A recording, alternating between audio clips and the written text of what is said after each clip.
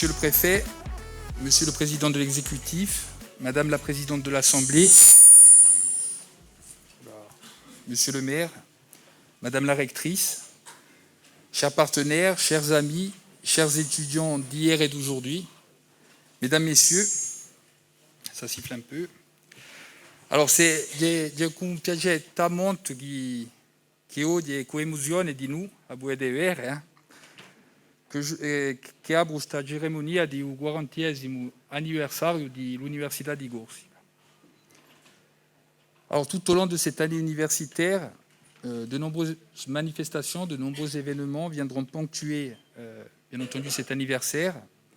Et je salue mon vice-président du conseil d'administration, Alain Di Meglio, et toutes les personnes qui se sont impliquées dans cette organisation.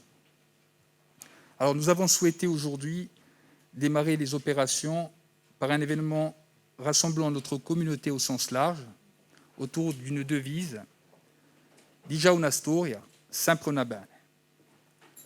Alors, cet après-midi permettra à la fois de convoquer le passé, la mémoire de notre université, de mesurer le chemin parcouru et de nous projeter vers l'université de demain.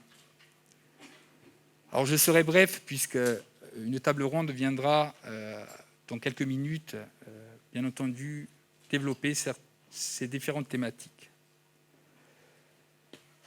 Nous avons l'habitude de dire que notre université et le développement de notre université peut se décomposer en 3 âges, à savoir le combat pour son existence, la quête de la reconnaissance et l'affirmation du projet.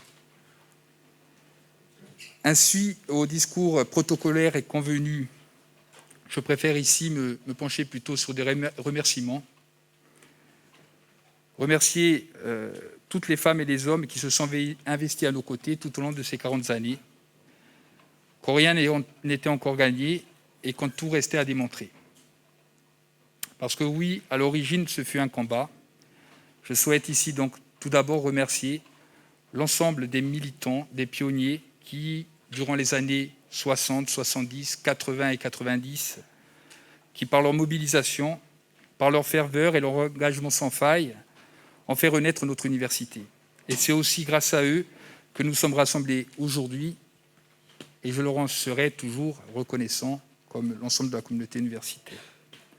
Je remercie également tous les personnels de l'université qui sont passés par l'université, ceux qui sont actuellement en poste, les enseignants, les administratifs, les techniciens, qui ont œuvré, qui œuvrent quotidiennement pour que notre université franchisse de nouveaux seuils, qu'elle rayonne sur notre territoire et au-delà, qu'elle forme notre jeunesse, qu'elle innove et qu'elle accompagne le territoire, notre territoire.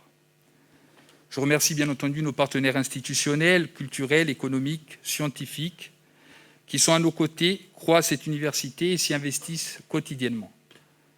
Je remercie également, bien entendu, nos étudiants, ceux d'hier, ceux d'aujourd'hui, ceux qui viendront dans les années futures. Vous êtes nos meilleurs ambassadeurs et je vous en remercie. Car la force de notre université, c'est bien celle-ci, la richesse de la communauté, sa diversité, ce sentiment d'appartenance à une alma mater que nous avons tous en commun, une communauté fidèle, engagée, déterminée et convaincue. L'Università di Corsica est un bien commun, un bien précieux, un formidable outil au service de la construction d'une société de la connaissance en Corse. De par ses champs d'action, ses domaines de compétences, ses capacités d'innovation, son imagination et sa créativité, elle irrigue la Corse. Elle n'a de prétention que celle-ci, impulser des dynamiques, exceller dans ses missions pour contribuer au développement de la Corse et la doter de ressources dont elle a besoin, perché studia e libertà. Longa vita all'Università di Corsica e di Corsi, che la compi d'orna e che la compi sempre. E viva l'Università di Corsica.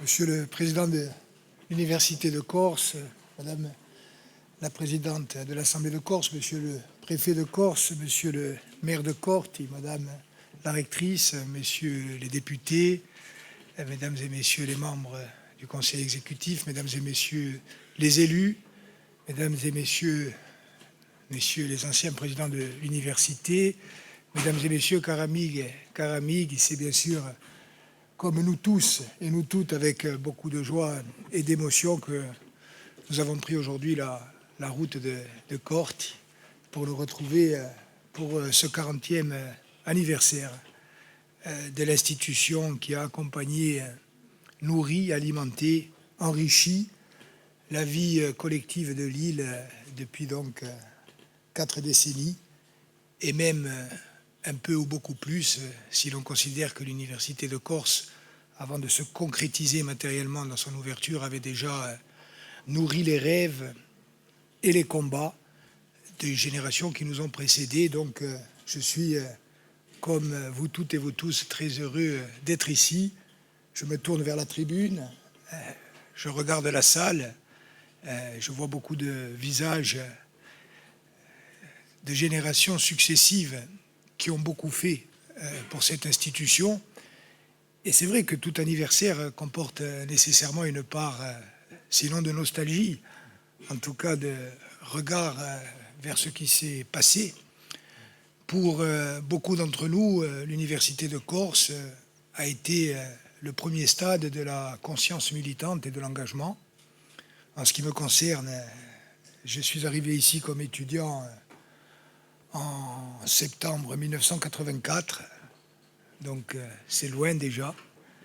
Il y avait environ 240 étudiants, ou un peu plus. En tout cas, physiquement, je me rappelle que le Resto U fermait le vendredi midi, qu'il y avait des soirées cinéma à 1 franc l'entrée sur un magnétoscope avec programmation. Il y avait des soirées liquide jaune aussi, organisées par le syndicat Consulta di Studenti Corse, qui était à l'époque le seul syndicat.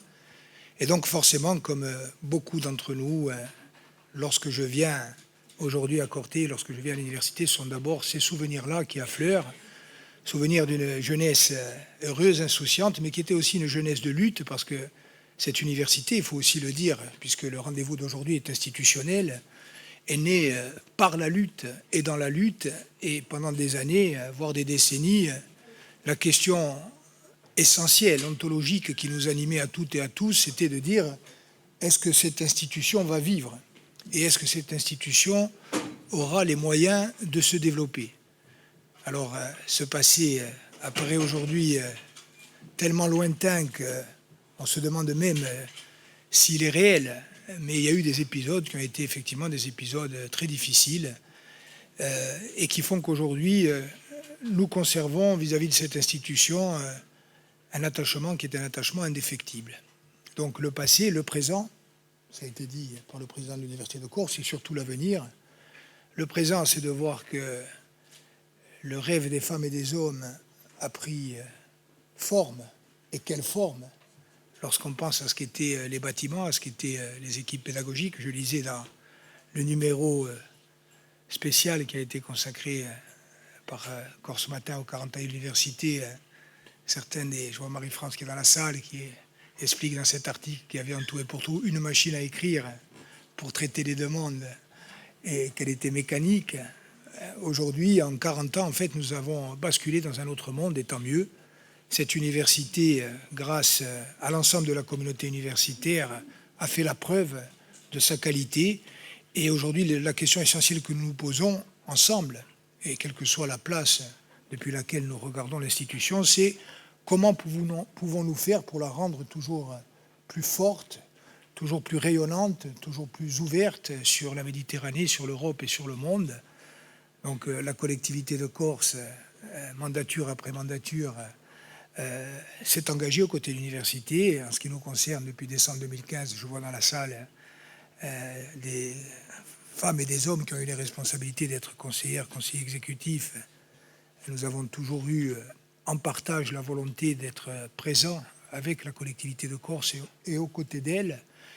Et donc ce pari-là a été tenu. Il vous reste maintenant à écrire la suite de cette histoire. Mais en tout cas, je pense, et nous sommes nombreux à le penser, que cette université, les femmes et les hommes qui l'ont fait vivre, est sans doute ce que la Corse a produit de meilleur et de plus prometteur, parce qu'en fait, notre ressource essentielle, au-delà de notre histoire, de notre langue, de notre culture, de notre terre, de nos ressources naturelles, de tout ce qui nous constitue comme un peuple, notre atout irremplaçable et notre force principale, c'est la ressource humaine. C'est la foi en notre jeunesse, c'est la capacité à inventer un avenir.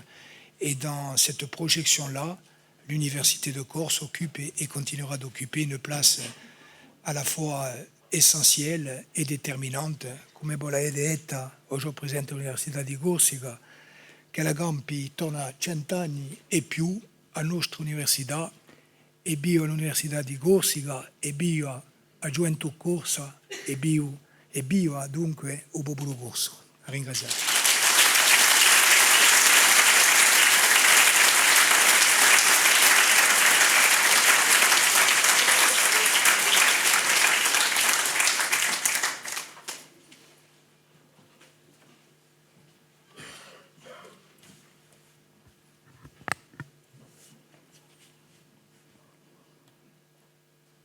Monsieur le Président de l'Université, merci de votre invitation. J'y ai été très sensible.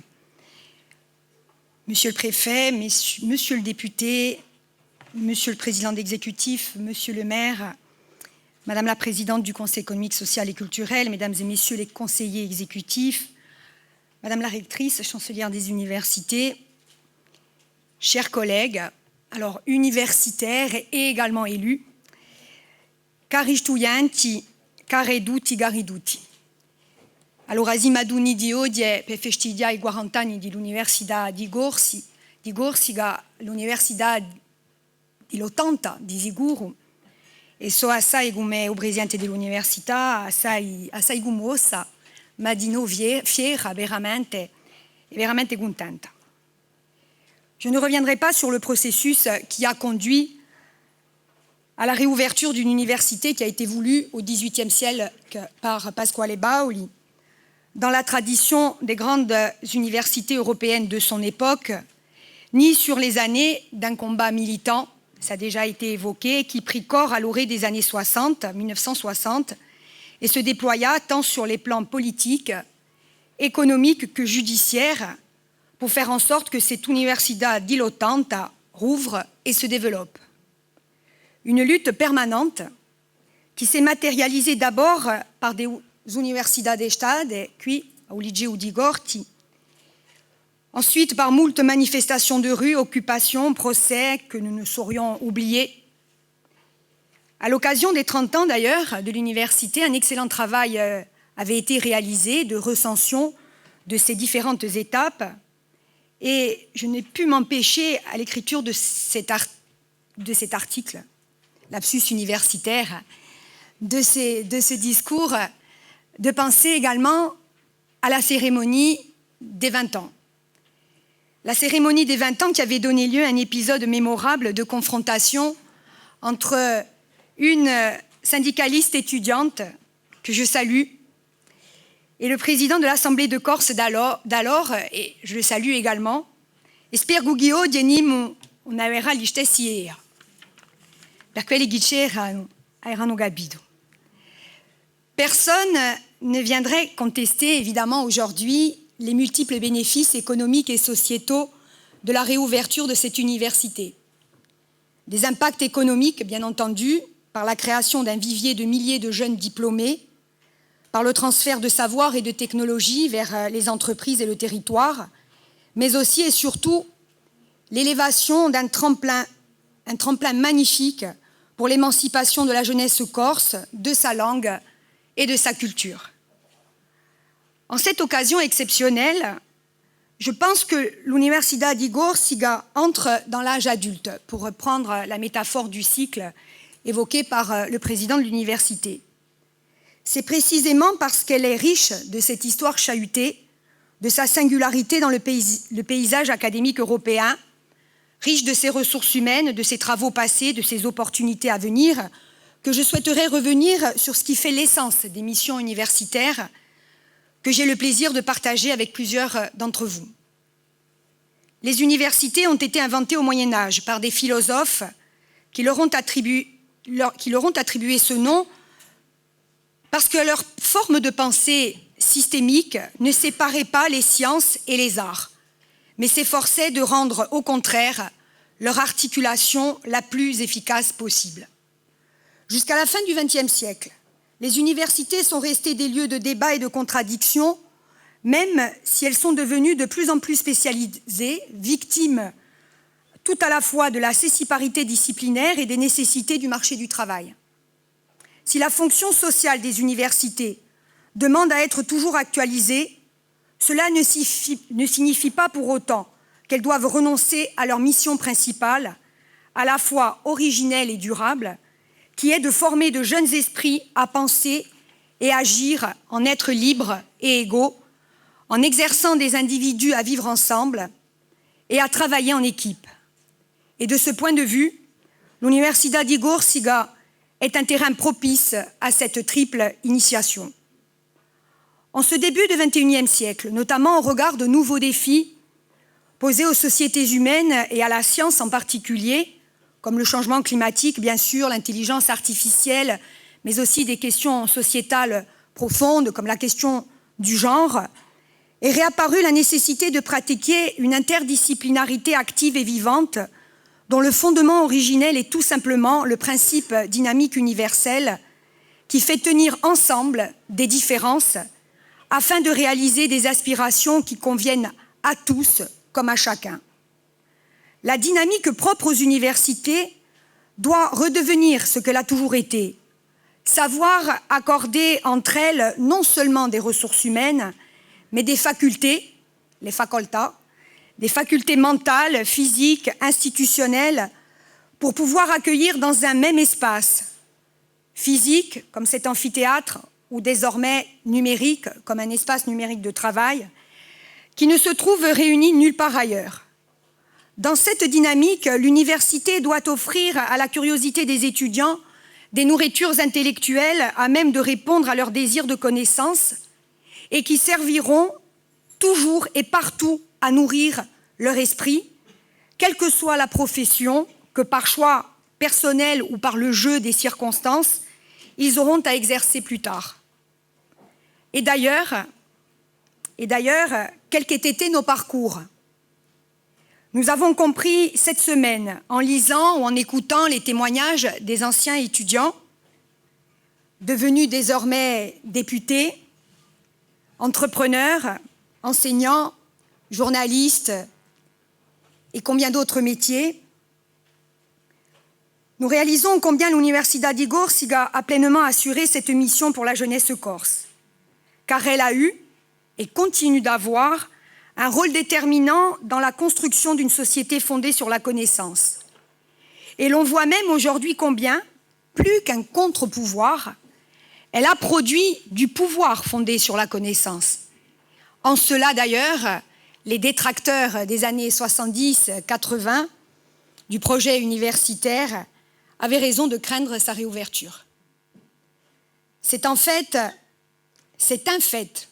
et un engagement qui lui confère aujourd'hui une responsabilité, celle qui consiste à transmettre non seulement des techniques, des savoirs, mais à travers eux des capacités et des vertus, c'est-à-dire le pouvoir d'agir et de penser selon des valeurs. Et justement, les vraies valeurs que défendent depuis le Moyen-Âge les universités ne sont ni marchandes ni marchandables, car ce sont celles-là même qui fondent toutes les sociétés démocratiques: l'équité, la justice, la solidarité, la production de connaissances selon une méthode universelle et le partage de ces connaissances en tant que bien commun. Allora, femo insieme a scommessa che quest'università diventasse anche di più un motore di capacità produttiva di Igorsiga, una facoltà di creazione e di formazione a lungo andare, ma soprattutto che che la Bresi migliaia doti non talavene di Agorsica e di sto mondo, e all'università e a Agorsica.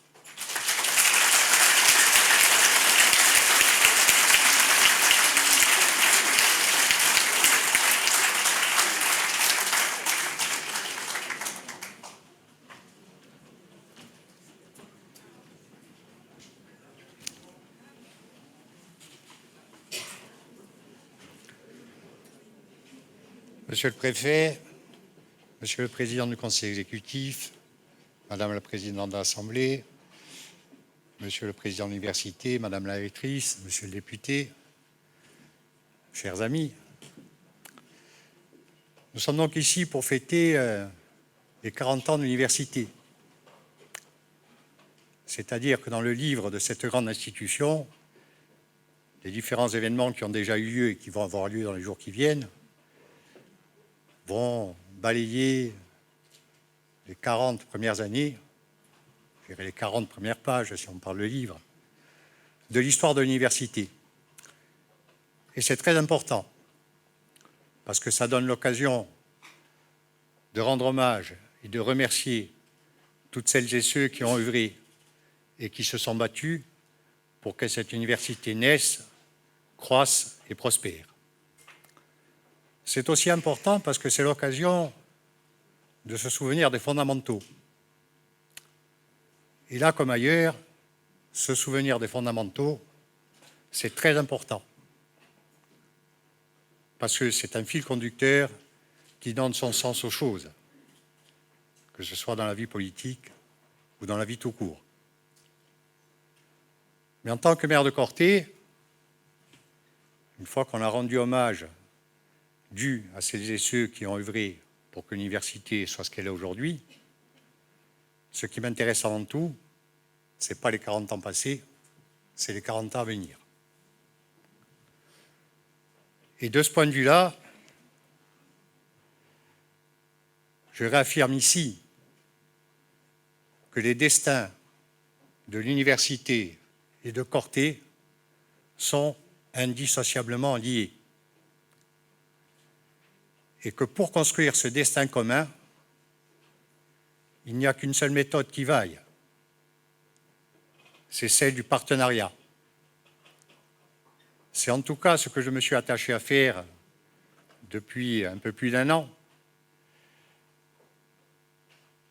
Et pendant cette année écoulée, avec le président de l'université qui a été élu à peu près en même temps que moi, nous sommes attachés à construire un cadre partenarial qui a donné déjà lieu à la signature de contrats. C'est ce que je me suis attaché à faire, soutenu par l'ensemble du conseil municipal, avec la collectivité de Corse, avec l'État, au travers des différents programmes auxquels la ville de Corté a eu accès en tant que ville universitaire de la Corse et plus petite ville universitaire de France. Il convient maintenant que nous allions vers l'avenir. En tout cas, j'y suis fermement déterminé et engagé avec l'ensemble des forces politiques qui composent Corté. Et je ne doute pas, Monsieur le Préfet, Monsieur le Président du Conseil exécutif, Madame la Présidente de l'Assemblée et Monsieur le Président de l'Université, que chacun, dans ses prérogatives, prendra part à cette construction, parce que je vous garantis que nous avons ensemble encore de belles et grandes choses à faire pour l'université et pour la ville université de Corse. Je vous remercie.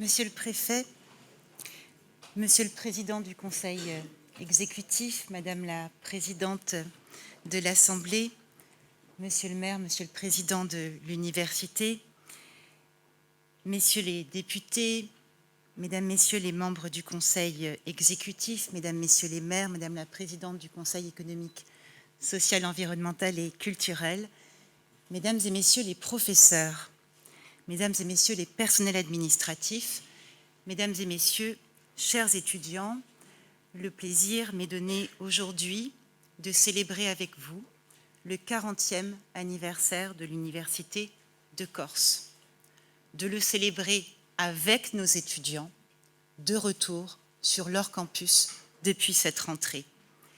Nos étudiants dont l'émancipation par le savoir donne à toute université sa seule raison d'être.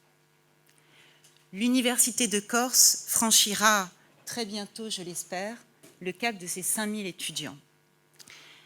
Ils étaient quelques centaines à l'ouverture de ses portes à l'automne 1981. À ce compte, celui d'étudiants inscrits, toujours plus nombreux d'année en année. La création d'une université à Corté est un succès.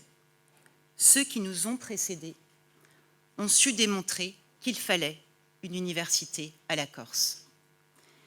Mais précisément, ce succès nous oblige.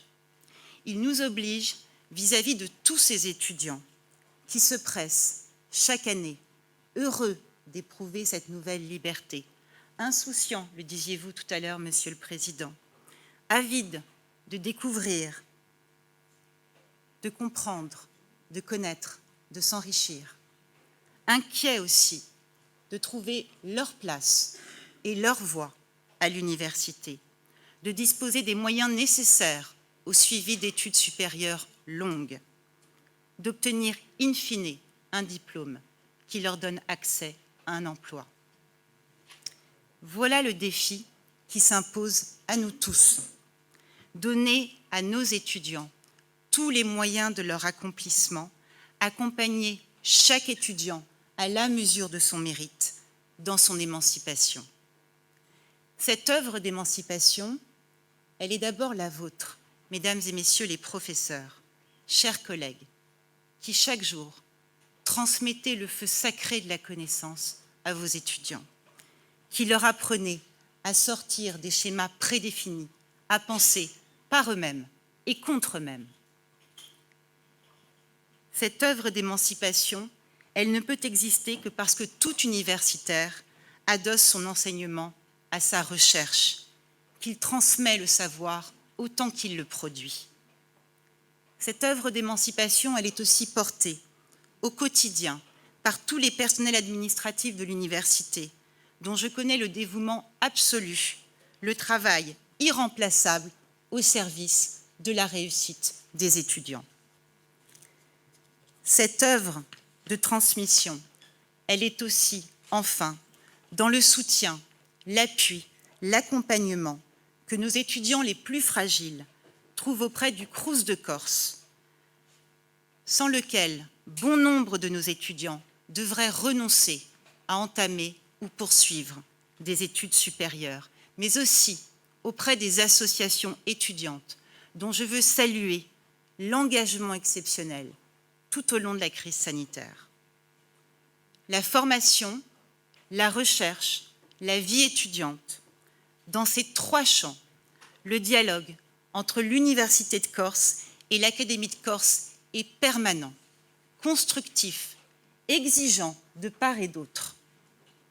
L'Académie, et à travers elle le ministère de l'Enseignement supérieur, de la Recherche et de l'Innovation, accompagne pas à pas le développement de l'Université de Corse, au travers de l'attribution de nouveaux postes, l'enrichissement de la carte des formations ou le financement de ses projets de recherche. L'Université de Corse, vous le savez, a toujours fait l'objet d'une attention particulière de la part de notre ministère pour répondre aux enjeux de la formation de la jeunesse insulaire et inscrire ses axes de recherche, ses laboratoires de recherche dans une trajectoire d'excellence. Cet investissement est de loin le plus important, le plus essentiel pour une société de progrès et de justice sociale, une société qui, face à toutes les tentations du repli et de l'individualisme, doit cultiver l'idéal universitaire, cher à Robert de Sorbon, le tout, l'universalité et l'universel, et dans l'université. Elle en tire son nom et son essence. Forte aujourd'hui de ses 40 ans d'existence, de son ancrage territorial et du soutien de tous ses partenaires, l'Université de Corse peut se hisser à la hauteur de cet idéal. Renforcer sa communauté scientifique, favoriser la mobilité de ses enseignants-chercheurs, comme celle de ses étudiants, accélérer les innovations issues de la recherche, cultiver toujours l'ouverture au monde. On peut être la plus petite ville universitaire de France, mais on peut sans prétention nourrir les plus grandes ambitions. La création de campus connectés, la mise en place de semestres de césure dans le parcours de nos étudiants à la faveur de mobilité européenne, Erasmus, dans d'autres universités, l'ouverture de doubles diplômes avec ces mêmes universités, les opportunités ouvertes par la récente loi sur la programmation de la recherche, l'accueil de nouveaux professeurs. Les pistes sont très nombreuses et l'Académie de Corse se tiendra toujours aux côtés de l'université pour soutenir, porter, amplifier sa dynamique et son rayonnement.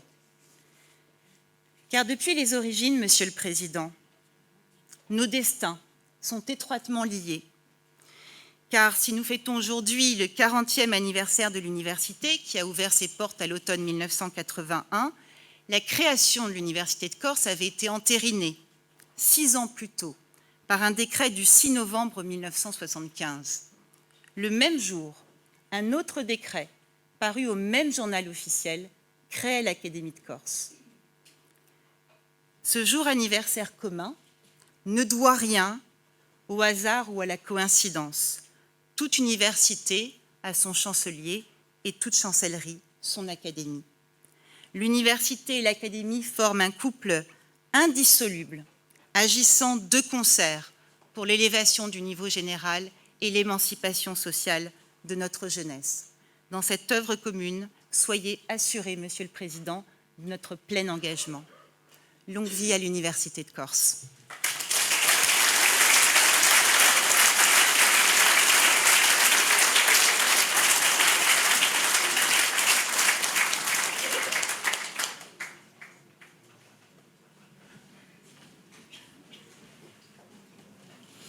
Et Monsieur le maire, Madame la Présidente de l'Assemblée, Monsieur le Président du Conseil exécutif, Monsieur le Président de l'Université de Corse, Madame la rectrice, je salue les députés qui sont présents, les maires, les ensembles des élus et, de manière générale, vous tous et vous toutes en vos grades et qualités, comme l'on dit. Alors, il y a 40 ans, jour pour jour, 350 étudiants franchissaient les portes de l'université. Et tout naturellement, dès sa création, cette nouvelle université se fixe une ambition, viser et promouvoir l'excellence dans la recherche et dans la transmission des savoirs. Résultat, 4800 étudiants, dont 330 internationaux, 400 enseignants et chercheurs s'y côtoient aujourd'hui et emplissent les 120 salles de classe et les 5 amphithéâtres du campus. La greffe a pris. L'université de Corte fait battre le cœur de la Corse. Ce succès, il est collectif. Et il s'inscrit dans un parcours historique. En effet, comme vous l'avez dit, Madame la rectrice, on peut dire que depuis sa création par ce décret de 1975, l'Université de Corse a grandi avec les mutations profondes qu'a connues le modèle universitaire français depuis près d'un demi-siècle. Je ne reviens pas d'ailleurs sur la longue histoire des universités en France, qui n'a pas été très linéaire. Elle est un exemple de ces nouvelles universités françaises, nées après les grandes lois de réforme de l'enseignement supérieur, initiées par la loi Faure, du 12 novembre 1968. Ainsi, dès sa création, l'Université de Corse dispose du statut d'établissement public à caractère scientifique et culturel, qui a pour ambition de donner plus d'autonomie, de participation et de pluridisciplinarité aux établissements d'enseignement supérieur français. Elle s'est ainsi inscrite dans un contexte de démocratisation de l'enseignement supérieur, porté par la loi Savary du 24 janvier 1986. Elle a enfin su profiter des lois sur l'innovation et la recherche de 1999 et 2006 pour développer ses laboratoires et ses programmes de recherche, et de la loi LRU pour parfaire son autonomie de gestion. Au-delà des possibilités données par le législateur, l'État s'est également fortement engagé auprès de l'Université de Corse et de ses partenaires pour faire de cet établissement une réussite. D'abord par l'établissement successif de 4 conventions tripartites entre l'université, la collectivité de Corse et l'État, dont la plus récente porte un programme ambitieux jusqu'en 2022, mêlant réussite et insertion professionnelle, développement de nouveaux objets scientifiques et confirmation de la responsabilité sociétale de l'université. Pour mener à bien ces ambitions, l'État s'est engagé. 40 emplois créés en 4 ans, 41 millions d'euros pour financer des dépenses de fonctionnement, 22 millions d'euros pour financer des investissements. En complément de cela, le volet enseignement supérieur du PEI, avec près de 50 millions d'euros investis sur la période du programme, s'est révélé un formidable moteur pour le développement économique de l'île. L'Université de Corse en a bénéficié substantiellement. C'est dire, par les moyens financiers mis sur la table, l'ambition grande que nous portons à l'égard de l'université pour qu'elle rayonne, tant au plan régional qu'au plan national et international. Au cours de ces 40 dernières années, l'université a aussi su s'inscrire dans le paysage insulaire, cultiver ses domaines d'excellence et ses singularités. Contrairement aux universités urbaines qui disposent de plusieurs dizaines de milliers d'étudiants, l'Université de Corse s'inscrit à l'intérieur de ses reliefs et est entourée de parcs naturels. Elle a su faire de cette implantation un atout majeur, notamment en termes de recherche. Cet établissement est ainsi à la pointe en ce qui concerne la recherche en matière de protection de l'environnement. En développant des projets de recherche sur ces thématiques, l'université participe au futur de la Corse et du pays, ainsi qu'aux moyens de préserver la biodiversité. Plusieurs projets peuvent être mis en avant. Le projet Goliath sur la gestion des risques incendies et la connaissance des feux, que nous soutenons.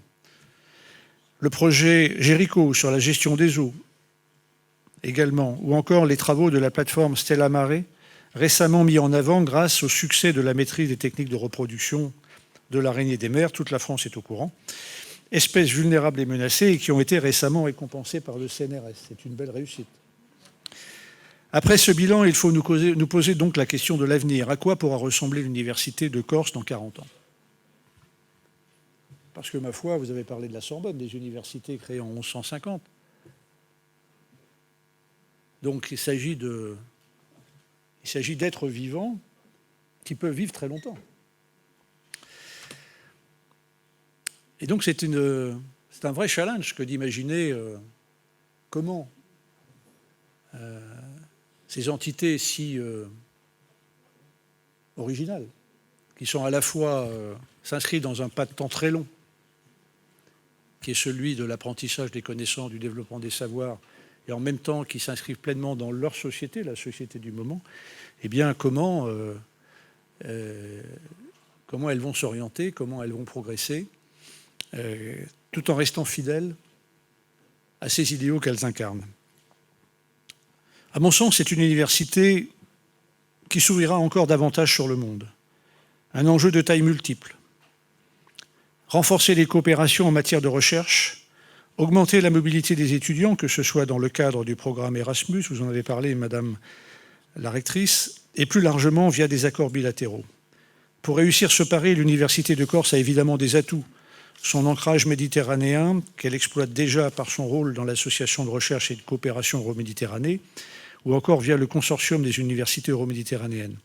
Et aussi ses nombreux partenariats nationaux en matière de recherche d'excellence, notamment avec l'INRAE, le CNRS, l'INSERM, le CEA, mais je dirais aussi avec son enthousiasme et ses convictions. Enfin, elle conserve bien sûr son rôle de véritable moteur de l'aménagement du territoire. Cet objectif est fondamental dans la formation des étudiants, citoyens en devenir d'un territoire, et pour les habitants de Corté, qui ont vu leur population augmenter de 30% depuis 1981. À cet égard, le récent plan de transformation et d'investissement pour la Corse, qui s'inscrit dans la continuité de nos efforts pour soutenir le territoire, mobilise de larges ressources pour l'aménagement de la ville de Corté. Et les déclarations d'intention qui ont été signées le 26 avril dernier entre la ministre de la Cohésion des Territoires, Mme Jacqueline Gouraud, et le maire de Corté, M. Xavier Poli, acte la volonté d'amélioration des liaisons urbaines entre l'université et le centre-ville, témoignant de l'ambition portée par tous les acteurs d'intégrer plus encore l'université dans le développement de la ville et de son environnement. Je voudrais conclure en citant, une fois n'est pas coutume, une phrase d'Edgar Faure, alors qu'il présentait le projet de loi d'orientation de l'enseignement supérieur en 1968 devant la représentation nationale. L'université, ce n'est pas seulement l'affaire des universitaires, mais de la nation tout entière. L'Université de Corse a été, est et sera un enjeu important pour la Corse et la nation tout entière. C'est pourquoi nous nous tenons, nous nous sommes tenus et nous continuerons à nous tenir aux côtés de l'université et de l'ensemble de ces acteurs qui font la vitalité de la Corse et façonnent la France de demain. Je vous remercie.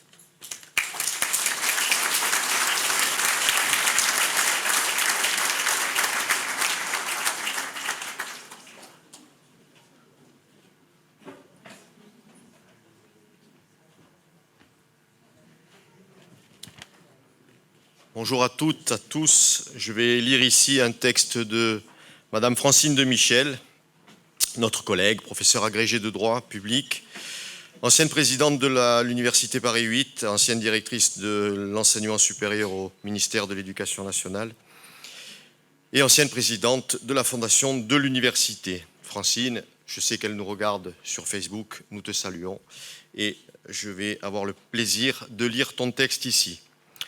Le devenir d'une université insulaire.